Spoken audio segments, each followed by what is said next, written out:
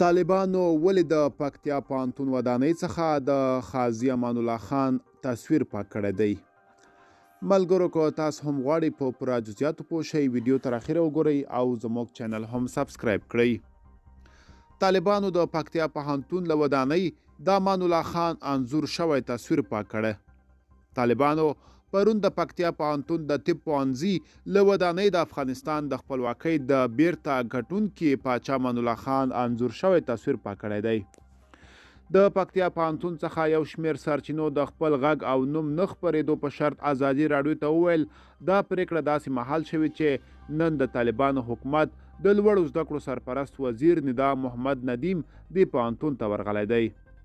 ازادي راډیو د طالبانو حکومت د لوړو زده کړو وزارت له ویان ضیاء الله هاشمي وپوښتل چې آیا دا پرېکړه د وزارت د رهبرۍ په غوښتنه شوې؟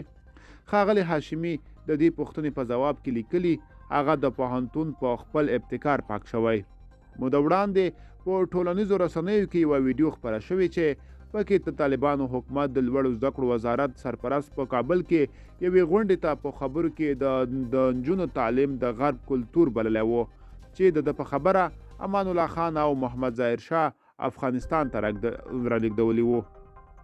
له پکتیا پوهنتون د افغانستان د پخواني پاچا امان الله خان د انځور پاکېدو پراخ غبرګونونه هم راپورته کړي دي. کابل کې میشتې متي الله دا د افغانستان په تاریخ کې د طالبانو ملنډې بولي. نوموړي ویلي وروستیو کې چې اوسنی حکومت یا حاکمي ډلې د غازي امان الله خان او نورو مشاهیرو په اړه کوم تصامیم نیولي دا د افغانستان په ګټه نه دي. دوی که له دیوالو د دې اشخاصو تصویرونه لرې کوي د خلکو له زړونو یې نشي لرې کولی، تاریخ نشي مسخه کېدلی. باید د افغانستان ارزښتونو ته پام وشي او هغه مسایلو ته لمن ونه وهل شي چې خلک پرې خفه کېږي.